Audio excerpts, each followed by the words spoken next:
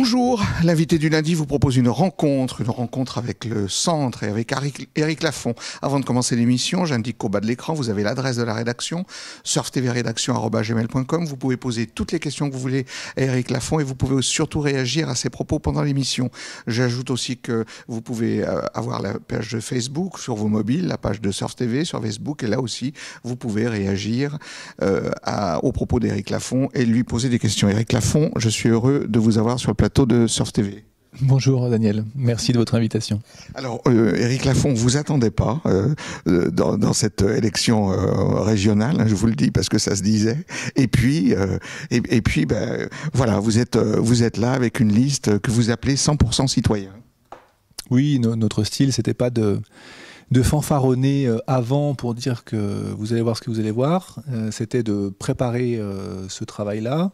C'était un travail de longue haleine parce qu'il a fallu convaincre des gens qui viennent d'horizons différents, qu'aujourd'hui on a besoin d'une alternative électorale, que l'offre électorale qui se dessinait et qui est concrétisée aujourd'hui ne nous paraît pas satisfaisante, parce que pas assez tournée vers les solutions, pas assez moderne. Vous allez les fâcher, là, quand leur dire que s'ils n'ont pas de solution et qu'ils ne sont pas assez modernes, vous allez les fâcher. Qu'est-ce que vous voulez dire exactement? Parce qu'il y a quand même le choix entre la droite et enfin, il y a quand même le choix.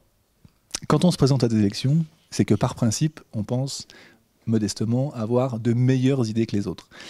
L'offre électorale qui se présente à nous, aujourd'hui, il y a 9 listes, ça paraît beaucoup, mais en fait, vous avez 3 listes à l'extrême droite, l'UMP, le PS, et 3 listes très très à gauche. L'espace politique modéré, celui sur lequel nous on se situe, il est très faible aujourd'hui. Vous n'avez plus que 2 partis, le PS et l'UMP, qui ont stérilisé cet espace. Et vous dites stériliser l'espace? Oui, parce qu'aujourd'hui, rien n'est possible autour d'eux, sans eux. Les autres formations politiques se sont agrégées au PS et l'UMP et sont plus en capacité de proposer des choix différents. C'est ce que nous, on veut faire aujourd'hui, démontrer qu'on a besoin, dans un contexte extrêmement difficile, et je ne parle pas du contexte de court terme, mais je parle d'une situation politique globale, avec un fort taux de chômage, avec un fort endettement public, avec une incompréhension de plus en plus importante entre électeurs et élus, etc., etc. Il faut renouveler l'offre politique, c'est notre propos aujourd'hui, et notre offre, elle est modérée. C'est-à-dire que nous considérons que les solutions ne sont pas dans la désignation de boucs émissaires, qu'il s'agisse de l'Europe, de la finance, de l'immigration, mais les solutions, elles sont en nous, en notre capacité à nous transformer, à transformer la société française. C'est ce qu'on met en avant, cette volonté de transformation, de renverser la table, comme j'ai pu le dire chez un de vos confrères, mais avec intelligence, parce qu'on a les solutions pour s'en sortir. Ça suppose simplement que le personnel politique soit en capacité de changer ses pratiques d'abord, et d'amener des idées neuves, faire preuve d'imagination, la volonté d'expérimenter et de changer les vieux logiciels 20e siècle qui sont aujourd'hui encore les logiciels prédominants au sein du MP et du PS. Éric Lafont, quel est votre programme? Parce que là, vous parlez des élus exemplaires. Enfin, Éric Lafont, qu'est-ce que vous voulez dire par là? On sent bien aujourd'hui qu'il existe un doute chez beaucoup de nos concitoyens quant aux motivations du personnel politique. Et il ne s'agit pas chez nous de rentrer dans un discours tous pourris, etc. De dire simplement que l'époque a changé, qu'aujourd'hui on attend du personnel politique qu'il démontre à chaque instant son engagement pour la collectivité. Et ça passera par des règles, non pas par des appels à la morale ou à la valeur, mais par des règles. Le non-cumul de mandat, évidemment, mais aussi des règles dans le fonctionnement quotidien, la transparence des frais financiers, des indemnités, l'exemplarité sur les indemnités en question. Peut-être qu'aujourd'hui, il est pertinent que les élus fassent des efforts sur ce sujet-là. On demande à toute la collectivité française de faire les efforts. Les élus seront d'autant plus convaincants en demandant ça qu'ils en feront eux-mêmes, peut-être en réduisant un peu leurs indemnités, leurs frais de déplacement, leurs avantages, etc. C'est ça aussi, transformer les pratiques politiques, c'est convaincre qu'il n'y a jamais de conflit d'intérêts, convaincre qu'on va, dans chaque marché, appel d'offres, avoir des capacités indépendantes d'examiner s'il n'y a pas de conflit d'intérêts, que tout ça se fait dans une extraordinaire transparence, ce qui facilitera le fonctionnement de la démocratie, le fonctionnement des acteurs publics. Nous sommes signataires des engagements d'Anticor, de la charte de nous citoyens, autant de règles, parce que c'est dans un état de droit, en démocratie, C'est par la règle qu'on progresse, c'est pas par l'incantation sur les valeurs, etc. Est-ce que vous, comme d'autres listes, est-ce que vous avez quantifié, par exemple, parce qu'on comprend, par exemple, que vous êtes pour des économies, on le comprend à travers quand vous parlez des exemplaires, etc. Vous êtes donc vous rejoignez des choses qu'on entend ailleurs. Par exemple, Laurent Wauquiez dit précisément, lui, qu'il veut baisser les indemnités des élus de 10%. Il a un chiffre. Vous, est-ce que vous avez des chiffres, par exemple, sur les économies que vous pourriez faire si vous voulez faire des économies dans les prochains budgets? On peut toujours donner des chiffres, c'est très facile. D'abord parce qu'il n'y a pas grand monde qui peut les vérifier. Ensuite, il est préférable, je pense, de donner des façons de faire. Quand on dit aujourd'hui qu'on va transformer l'action publique, ça veut dire qu'on va alléger l'organisation administrative et bureaucratique qu'est la région aujourd'hui dans son rapport aux usagers, aux gens qui ont des propositions à faire sur le terrain. On va leur faire confiance. Donc on va alléger les temps d'instruction, les temps administratifs, ce qui veut dire qu'effectivement, on aura besoin d'un peu moins de monde à la région sur ce volet-là, et que ceci s'inscrit dans une logique qui est de faire mieux avec moins. Parce que la contrainte de la dette publique, elle est colossale aujourd'hui. On n'a pas assez conscience. Et le gouvernement nous a dit que le pacte de stabilité, c'était terminé. Mais on voit bien que c'était... Enfin, malheureusement, on se sert des attentats comme d'un prétexte pour repousser encore plus loin cette question de l'endettement public. Et je trouve que c'est... Vous croyez qu'on peut dire ça? Qu'on se sert de ça comme un prétexte? Ah oui, quand on nous dit on remplace le pacte de stabilité par un pacte de sécurité, je crois que c'est pas sérieux.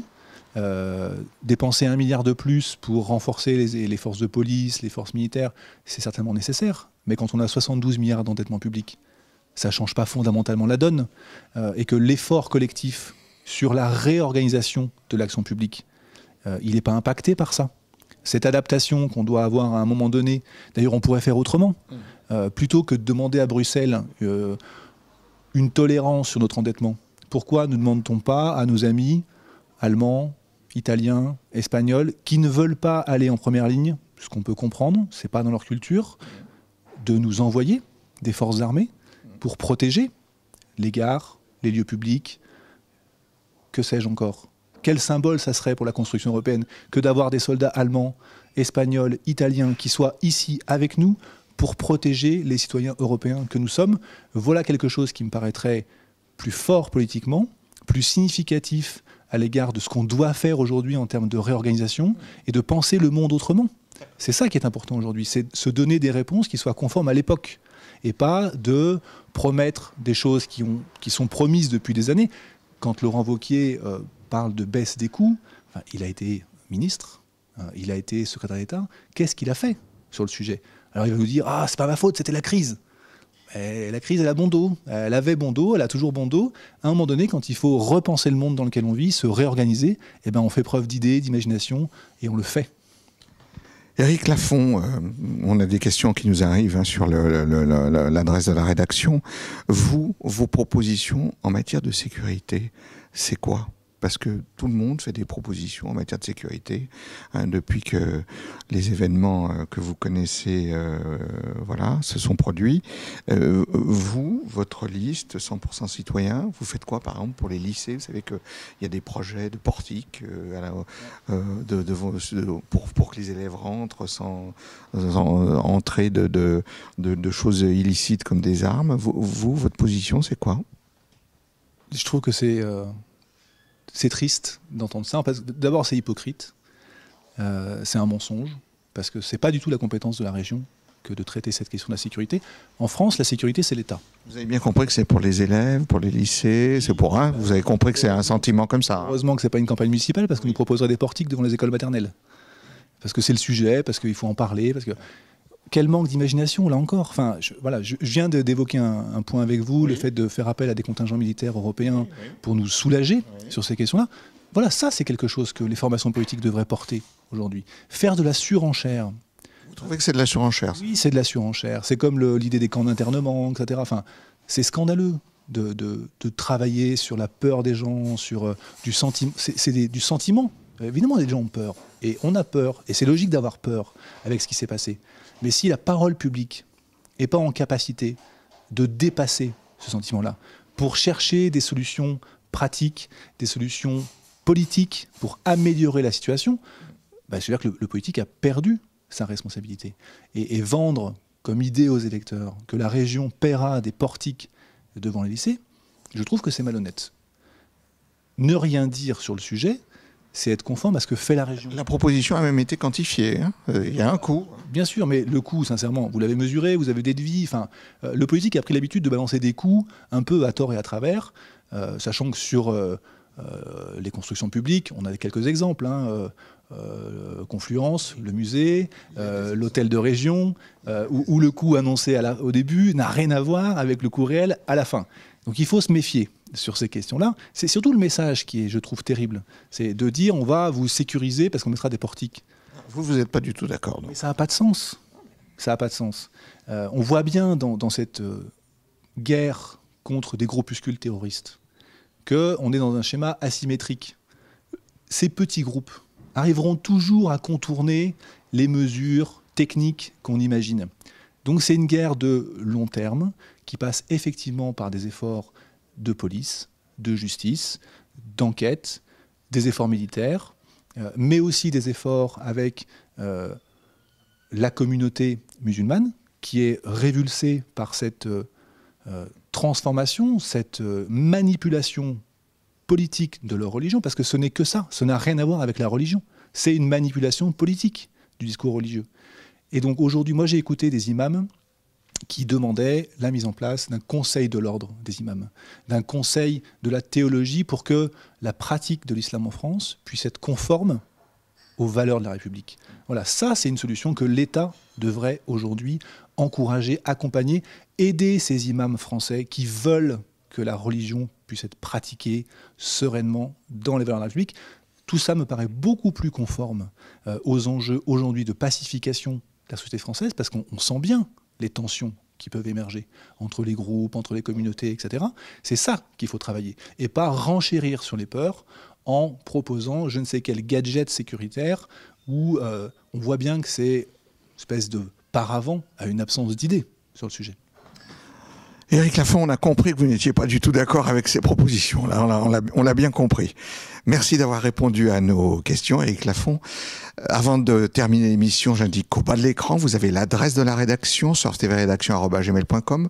Vous pouvez poser toutes les questions que vous voulez à Éric Lafont et vous pouvez surtout réagir à ses propos pendant l'émission, et vous serez nombreux avec ce qu'il vient de déclarer, je pense. J'ajoute qu'en plus, vous avez la page Facebook sur laquelle vous pouvez aussi réagir et qui est accessible sur vos mobiles. L'invité du lundi se termine. La semaine prochaine, nous aurons un autre invité. À bientôt.